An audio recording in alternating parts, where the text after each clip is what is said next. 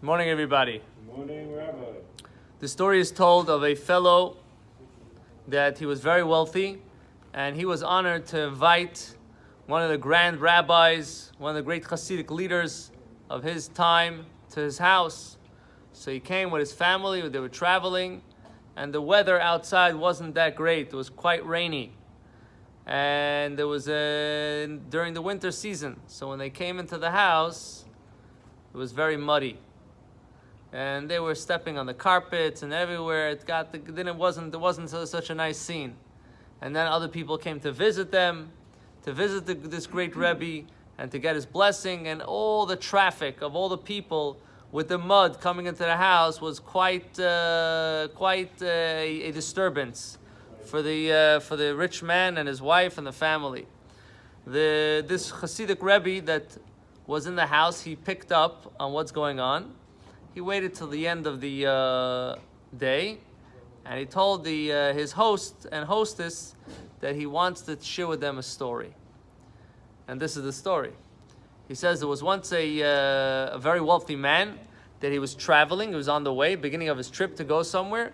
And as they're traveling, it was dark, or it was getting dark, and they hear somebody calling out, screaming, crying. So the rich man gets off his wagon, and he follows the voice, and he sees that basically there's another wagon driver that he with his wagon, the whole wagon tipped over, and he's pinned under the wagon. So the rich man got into action. He started to unload the wagon as fast as he can, and together with the balagala, with his own wagon driver, they tipped the wagon enough to be able to pull out this man. He was quite injured, and the rich man started to clean him up and take care of him and do whatever he has to do for him.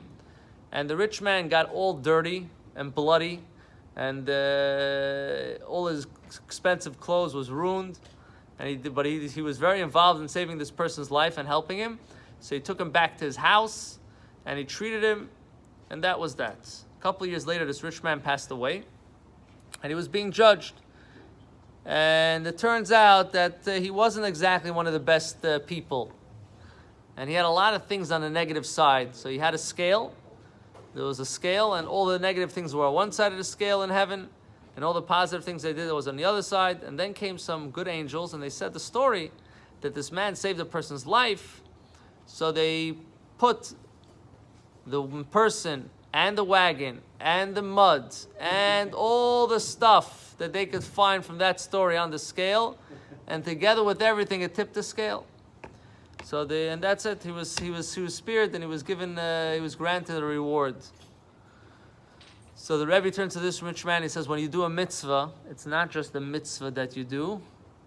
It's the mud and the blood and the sweat and the investment and everything that you do with that mitzvah that's counted. And this is really connected with this week's parsha, that when we have that there are mitzvahs that are commandments, that are chukim, that they don't necessarily have an explanation.